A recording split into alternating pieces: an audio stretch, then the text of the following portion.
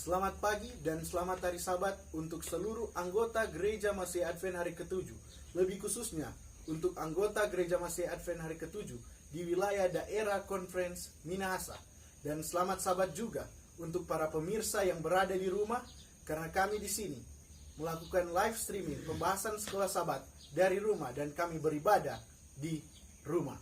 Tidak lupa juga kami mengucapkan selamat Sabat untuk para pemuda yang menyaksikan live streaming ini. Pada saat ini, kami pemuda daerah Conference Minahasa mengambil inisiatif untuk melakukan pembahasan sekolah Sabat secara live streaming. Ini ditujukan untuk para pemuda senior dengan kategori usia yang adult. Bersama kami juga, narasumber kami pada pagi hari ini adalah Direktur Sekolah Sabat Daerah Conference Minahasa dan Direktur Pemuda Advent Daerah Conference Minahasa. Dengan kasih kami sebut Pendeta Dr. Tandidio. Selamat Sabat, Sir. Selamat Sabat, calon pendeta Jose Wenur. Oke. Mahasiswa Fakultas Filsafat Universitas Kelabat. Sekarang sudah semester 6, semester 6, mau masuk semester 7. Selamat Sabat Jose, selamat pagi, selamat Sabat. Oke, terima kasih, Sir. Saat ini, sebelum kita jauh melangkah dan menyelam terlalu dalam, kita akan membuka pembahasan sekolah Sabat kita dengan doa buka. Mari kita satu dalam doa. Tuhan yang bertakhta dalam kerajaan surga, kami datang kepadamu ya Tuhan, meminta ampun atas segala dosa dan kesalahan kami. Layakan kami untuk datang di hadapan hadirat. Pada saat ini, kami akan memulaikan pembahasan sekolah Sabat kami. Berkati hamba-Mu sebagai moderator dan berkati Pendeta Dr. Tandidio sebagai narasumber yang akan membahas pelajaran sekolah Sabat ini. Kiranya tuntunan dari sorga, kebijaksanaan dari sorga boleh bersama-sama dengan Pendeta Tandidio. Terima kasih Tuhan, karena doa ini kami bawa dalam nama Tuhan Yesus Kristus, yang adalah Tuhan dan Juru Selamat kami yang hidup. Amin. Pelajaran sekolah Sabat kita pada Sabat hari ini, kita telah memasuki triwulan yang baru, triwulan yang kedua tahun 2020. Pada triwulan ini, kita akan membahas mengenai cara menafsirkan Alkitab, atau biasa dikatakan dengan biblical hermeneutik atau hermeneutika Alkitabiah.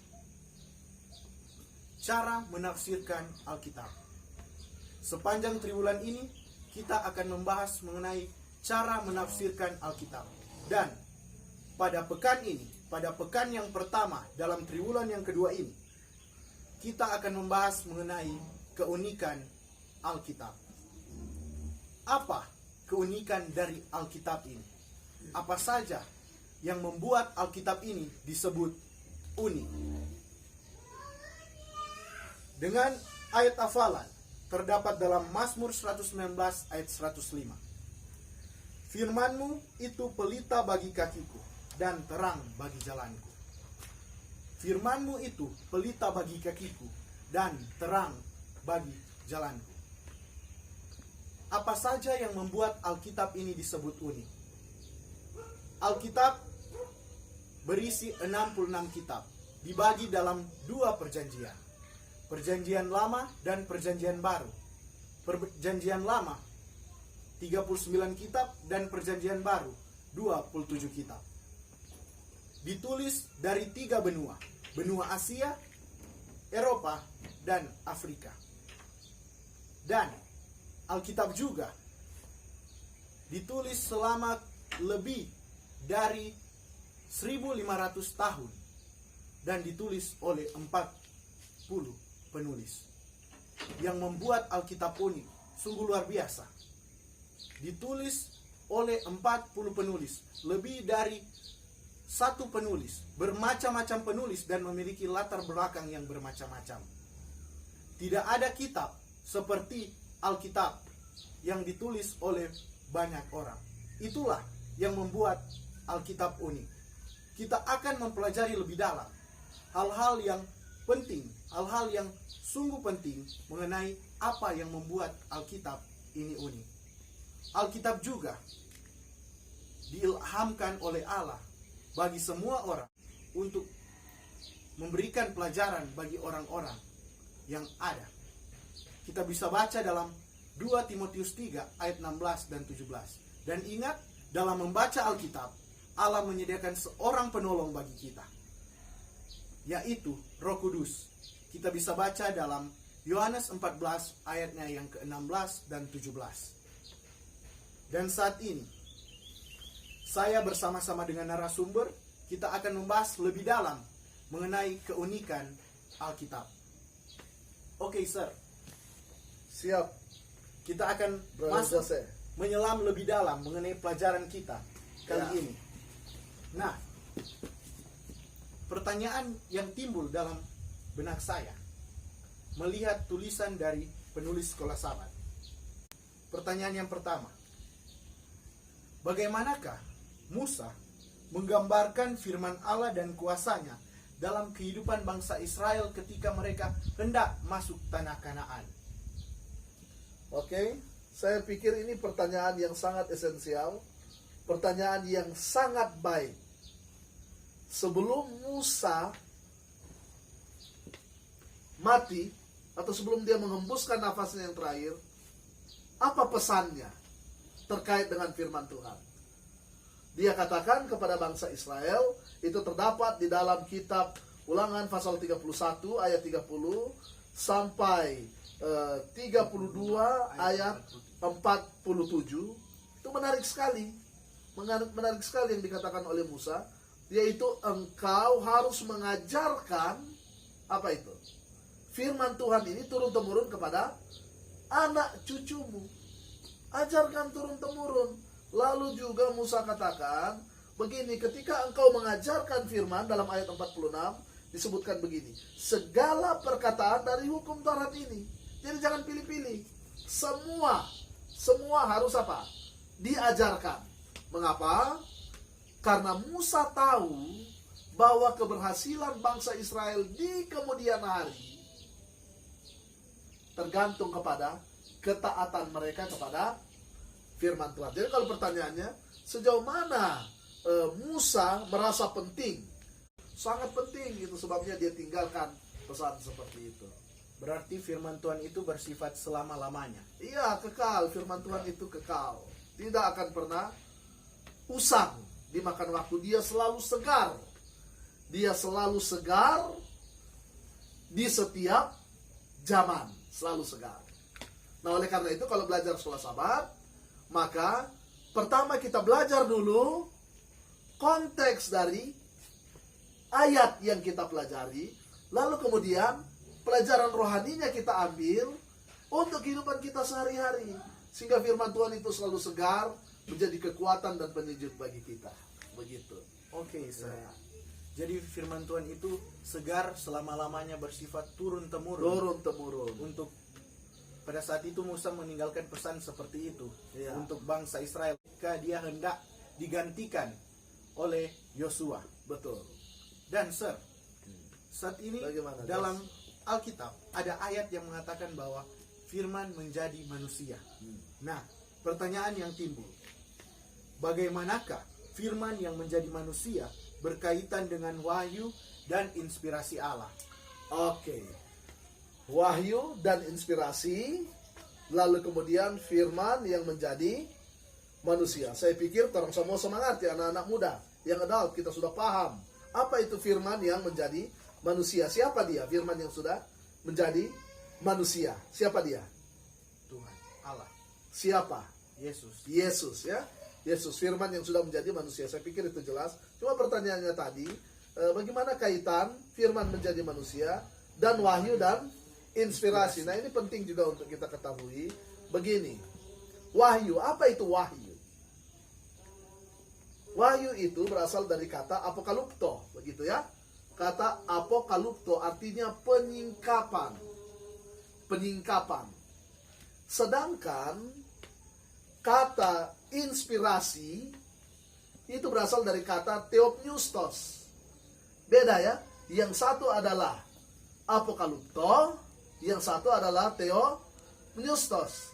Apa itu apokalipsis? Kata kerjanya apokalupto, wahyu itu sendiri apokalipsis, artinya penyingkapan. Apa yang disingkapkan? Yang disingkapkan adalah Allah sendiri. Allah menyingkapkan dirinya. Kenapa? Karena kejatuhan manusia ke dalam dosa menyebabkan manusia itu tidak bisa lagi menjangkau Allah, sehingga Allah yang harus berinisiatif dan dia menyingkapkan dirinya. Nah, bagaimana cara dia menyingkapkan dirinya? Yaitu melalui apokalipsis tadi, melalui wahyu. Nah, wahyu itu ada dua macam. Ada wahyu umum dan ada wahyu khusus. Anak-anak muda pasti sudah tahu ya, wahyu umum dan wahyu khusus ini. Wahyu umum itu adalah ciptaan Tuhan, alam, ya, ciptaan Tuhan, manusia, sejarah manusia. Ini semua adalah wahyu umum. Wahyu khusus, firman Tuhan, dan the ultimate atau puncak dari wahyu khusus ini adalah siapa?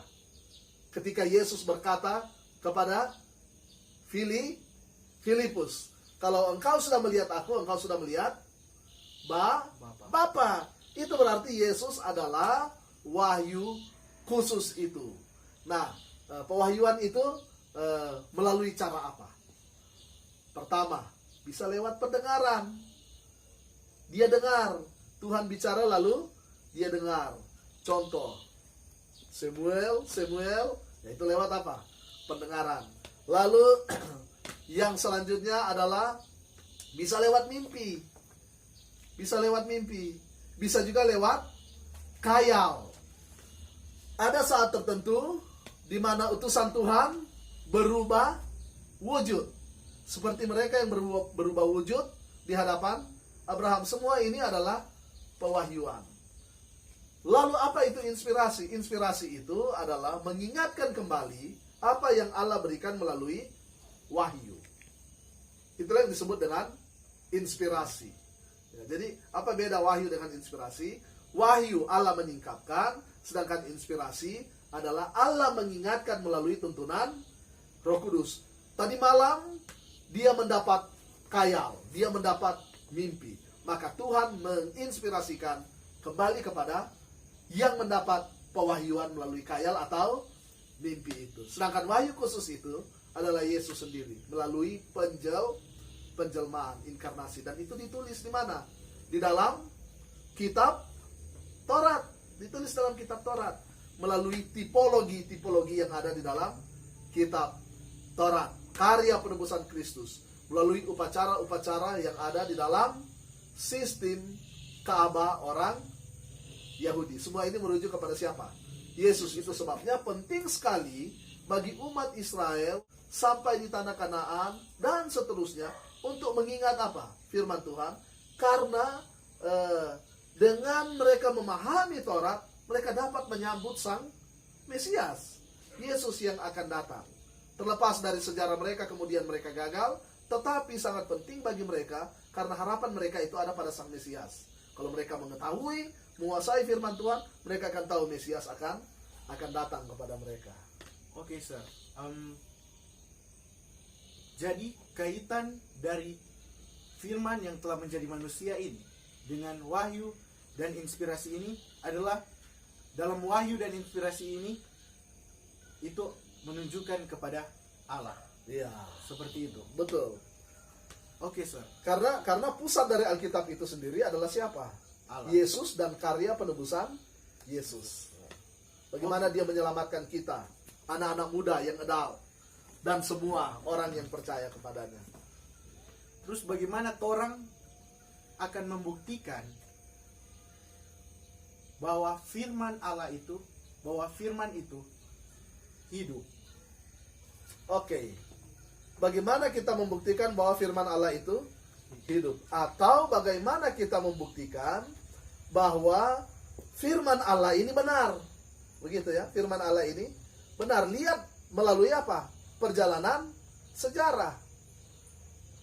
Penulis pelajaran sekolah sahabat kita mengatakan bahwa 30% dari Alkitab itu berisi tentang nubuatan. Nubuatan ini hanya akan dibuktikan dalam sejarah. Dan peristiwa-peristiwa yang ada dalam Alkitab juga adalah peristiwa-peristiwa sejarah. Sekarang apa maksudnya ini? Jadi bagaimana kita membuktikan bahwa firman Tuhan itu hidup? Firman Tuhan itu harus dibuktikan oleh sejarah. Itu sebabnya Alkitab ini terdiri dari 30% nubuatan menurut penulis pelajaran Sekolah Sabat. Dan nubuatan ini dibuktikan dalam sejarah. Kenapa harus ada sejarah?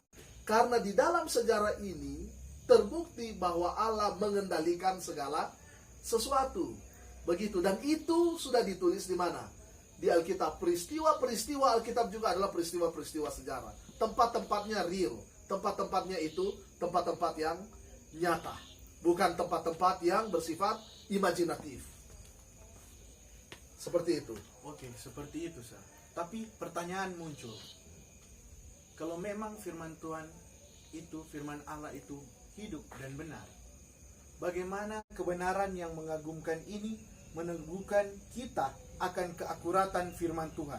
Karena kalau orang lihat menurut penulis Sekolah Sabat ini mengatakan bahwa Alkitab ini ditulis oleh 40 penulis. Paling kurang 40 penulis yang berbeda latar belakang. Ada yang seorang nelayan, seorang gembala, macam-macam, seorang dokter. Ya. Bagaimana orang akan mempercayai keakuratan firman Tuhan ini? Walaupun orang dalam latar belakang yang berbeda, tapi orang menunjukkan kepada Tuhan yang sama. Betul. Fokusnya adalah Yesus. Karya penebusan Allah melalui Yesus Kristus. Apakah walaupun latar belakang mereka berbeda-beda, apakah mereka tidak bertentangan satu dengan yang lain? Kalau kita belajar Alkitab menggunakan metode yang benar, tadi sudah disebutkan pelajaran Sekolah Sabat kita untuk kuartal ini adalah cara menafsirkan Alkitab. Cara menafsirkan Alkitab.